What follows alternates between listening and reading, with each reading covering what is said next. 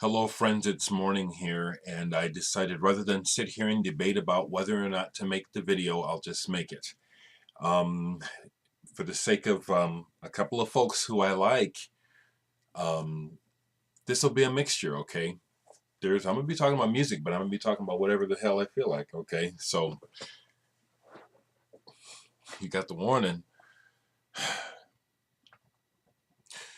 Yeah, I am a very, very thoughtful, nerdy person, and I am going to show some music, but I'm going to talk just for a second first because I am getting a lot of encouragement, and thank you very much. And I feel like the encouragement I'm getting to be real is the real message because I want to send that message back is to be real, folks.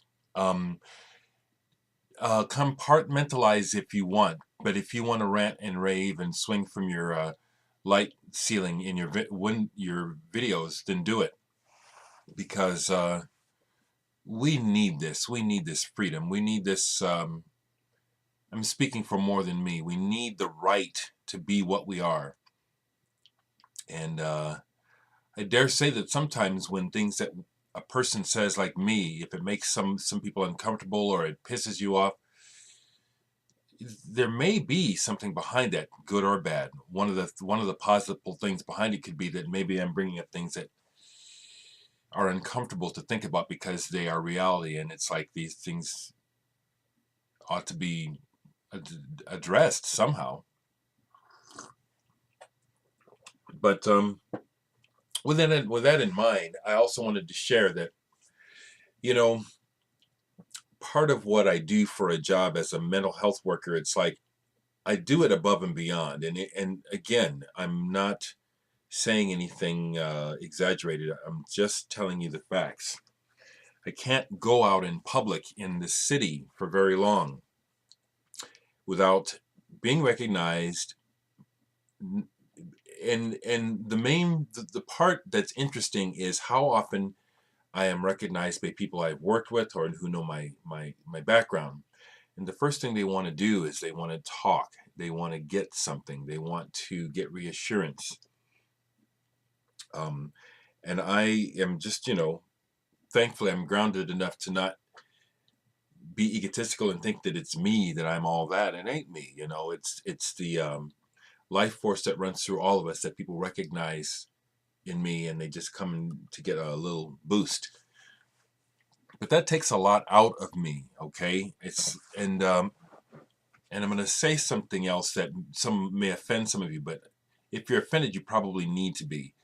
Not a lot of you are willing to do this. Not a lot of you are willing to just take the time to give anyone what they need, which is mainly a little loving kindness, a little recognition that they're on the planet.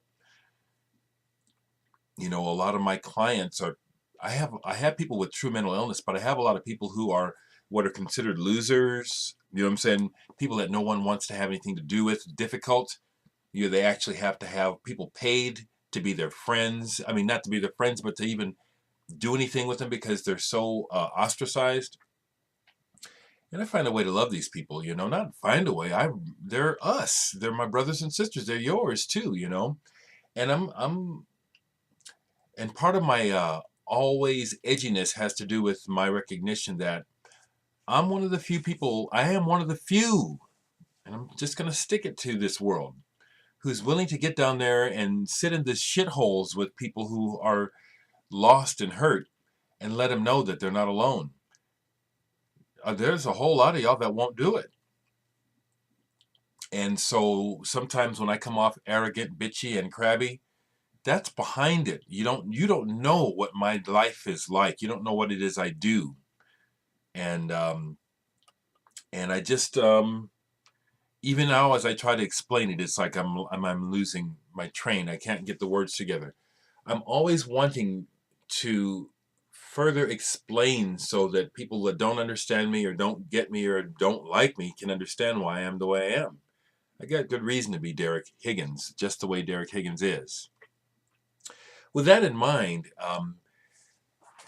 some music news. I don't want to forget to tell you this. I'm so happy for Icky Blossoms.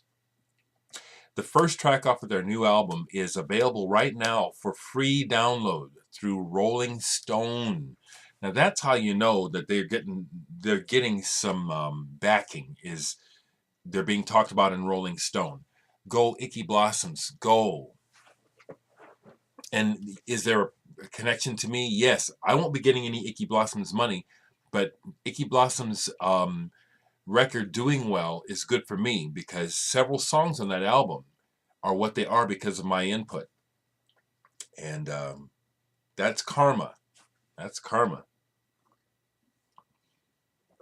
That stuff is good. Okay, I got some more news from the record pressing plant. A mixture of good and I gotta wait some more, but the majority of I won't get all my records next week.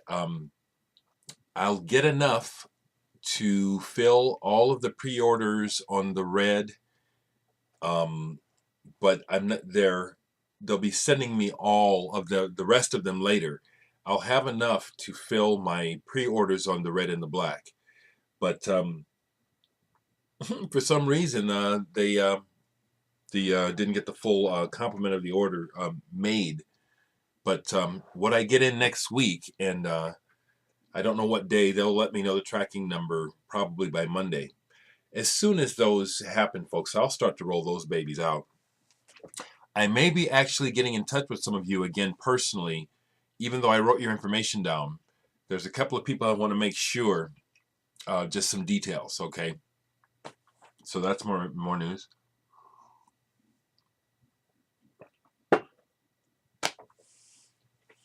I'm really enjoying seeing people. I'm glad that Astral Traveler is been reawakened out of his slumber by Christopher in Sweden. Again, I want to shout out to people whose record collections are interesting. All of you are cool with me. I love you all, and I'm in solidarity with all record collectors. But I'm interested in the unusual. And Christopher, your latest videos have been just dynamite. And Astral Traveler stepped up and said, well, oh, wait a minute, let me get a piece of this, and showed some just incredible stuff, you know.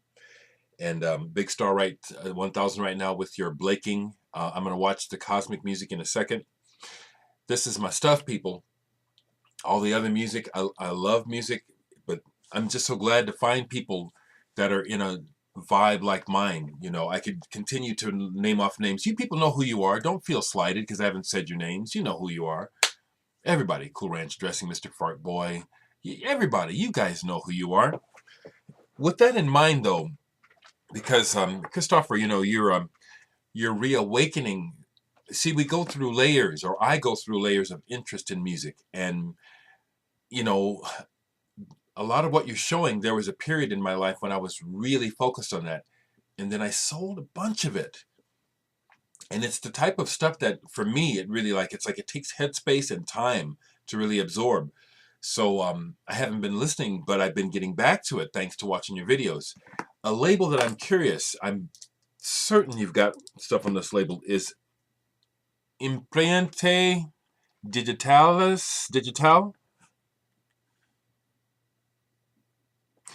I have don't have as much on this as I'd like to. I don't know that they've made vinyl, but this stuff actually needs to be digital. It's so incredibly refined and fine work with sound. Chion, Prelude à la Vie.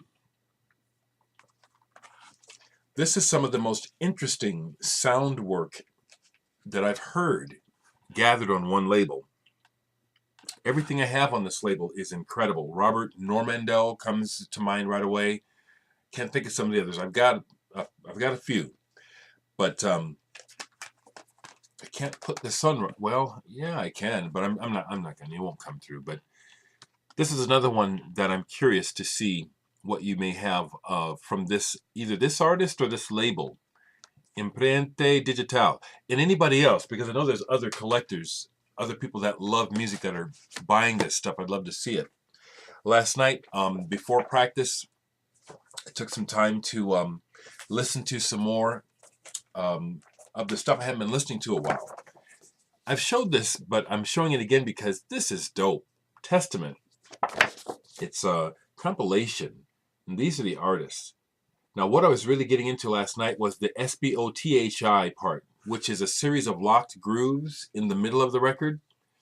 But what it's brilliant because these locked grooves are really cool snippets of oscillation that sounds like it's changing, but it's not. It takes a few minutes before you realize, oh, it's not changing, is it? It's brilliant. It reminds me again about the merits and the joys of deep listening. That's what this music takes, is deep listening. You really can't get much from casual. You know, it's a journey. It's a journey. It's a deep journey. You'll learn things about yourself if you're willing. Another artist I wanted to ask, not just Christopher about, but this is for all of you adventurous music lovers. Do you guys know? Yeah, Secka Funk knows this guy, Eli Kessler and Ashley Paul. I showed this before. I'm showing it again because this is just dynamite. Astor. These are improvising artists. Ashley Paul plays clarinet and other instruments. Eli Kessler is a percussionist, particularly amazing with cymbals. I'm really happy that I did a show with them. I do all kinds of stuff, people. I do sound work, solo performances where I use my computer, an old Spring reverb unit, my Eno boxes, my guitar, and I can make a glorious din live. I did a show with these guys. It's been a couple of years ago now, and it was fantastic. Eli blew my mind.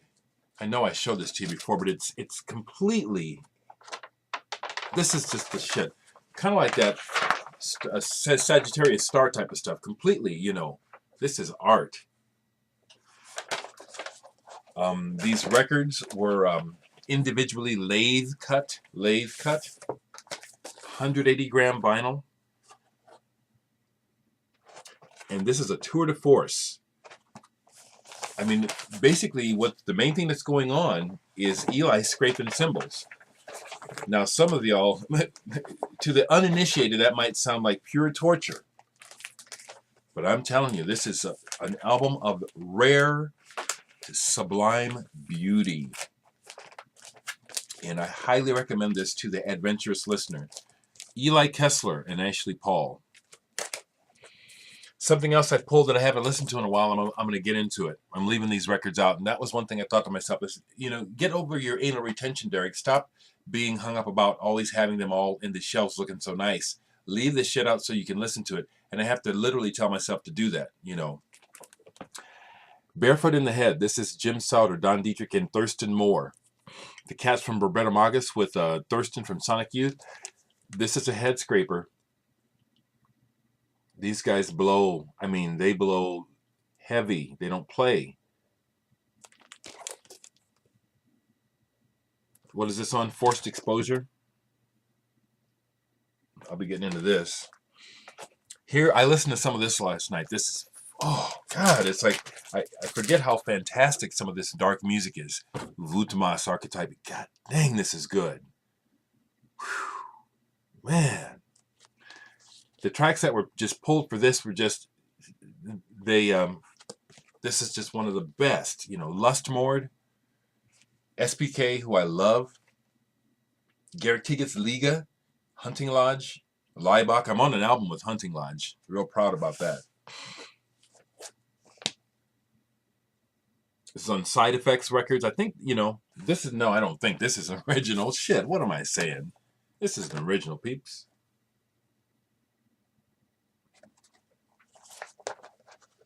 Yeah.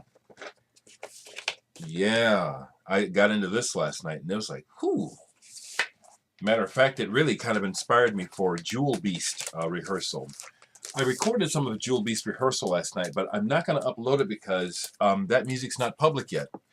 And I want the band leader, Corey, to have that to have that freedom to choose when people get to hear this music. On that Testament, one of the artists is John Wiggins, and I have one of John Wiggins' private pressed. Well, it's not private press; it's RRR Records, out of Lowell, Massachusetts. A very interesting small label. I'm sure it's long gone. This is fabulous. I highly recommend this. This is a lot of I would imagine that what he's done. Excuse me. It almost sounds like there's a room set up with all kinds of objects, and he's in there not playing with, but manipulating. This is awesome. Okay, so let me read what it says. I didn't even read it last night. I just listened to part of side one. This music was produced coincident as a method of producing all forms. Sounds from everywhere were recorded, sampled, synthesized, and combined to see if a natural environment could be set up inside of which I could find a music.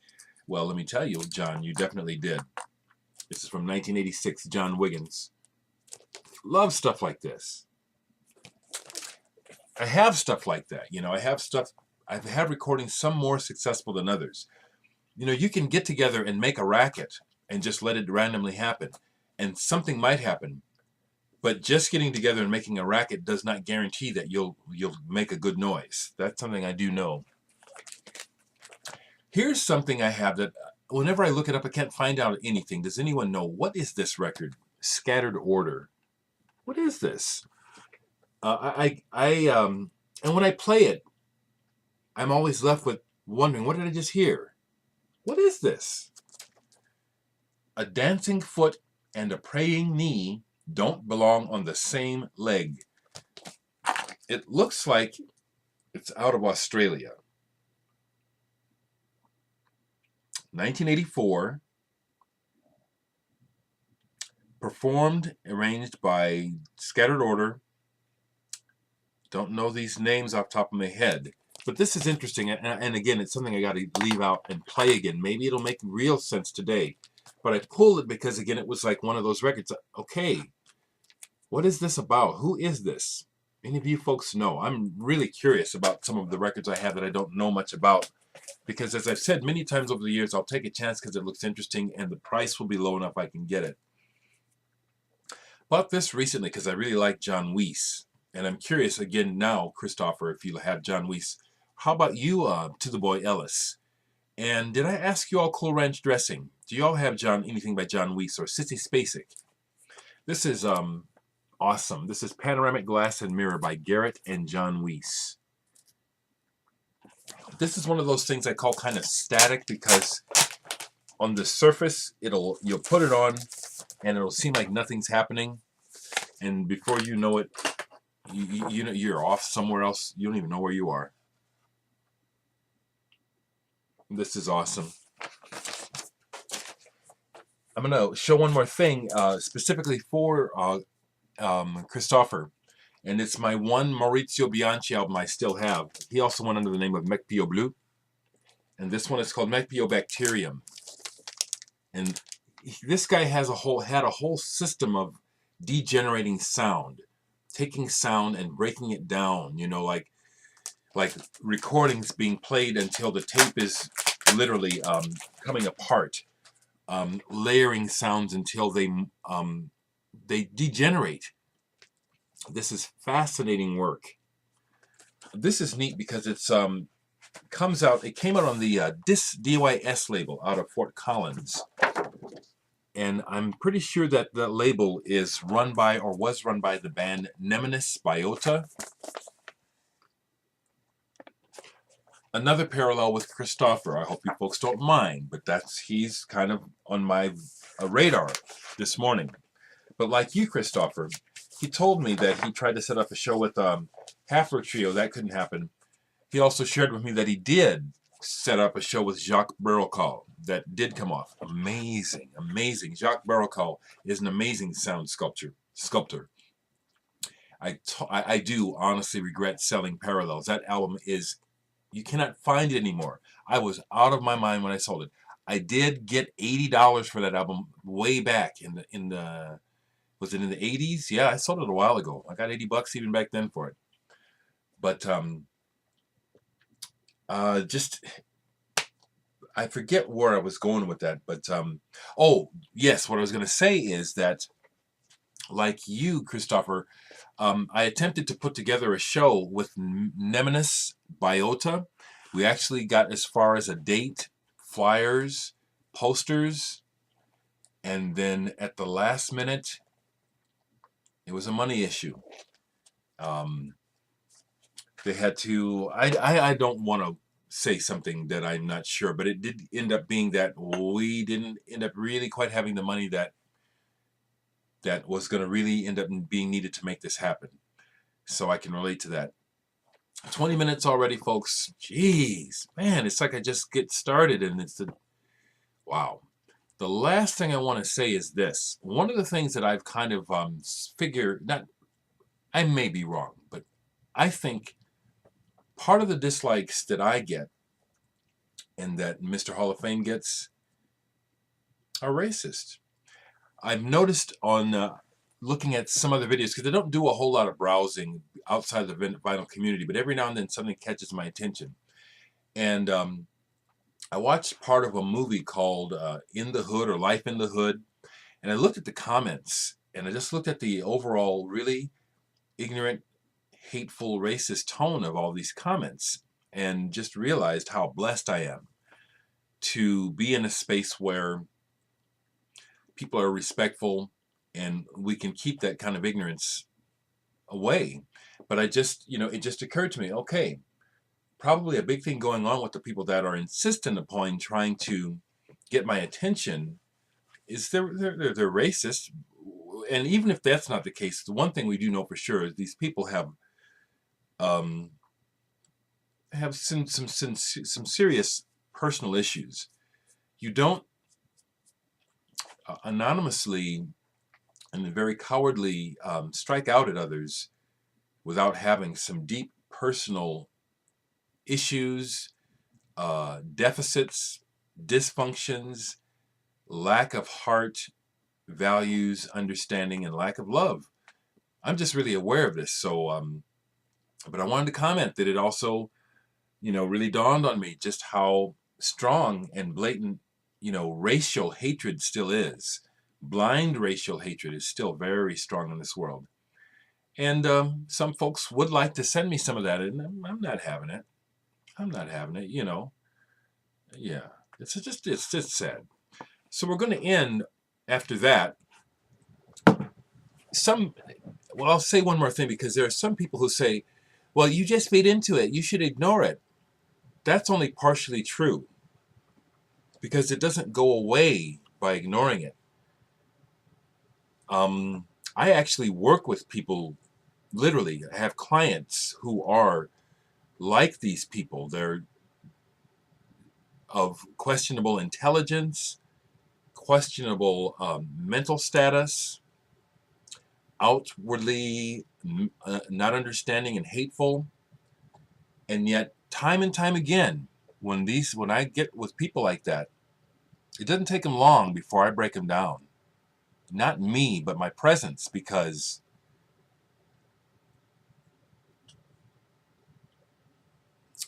I know how to be with a person, and it becomes pretty apparent who's got the problem. I'm not perfect, but pointing hate at me when I've done nothing, or or it's just some crazy shit you've been taught in your head.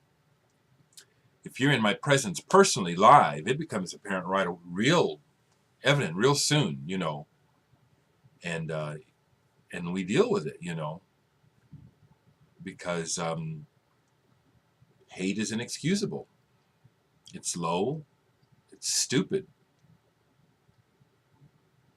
It's one of the lower forms of humanity that we all have within us, and we all have the capacity to rise above it.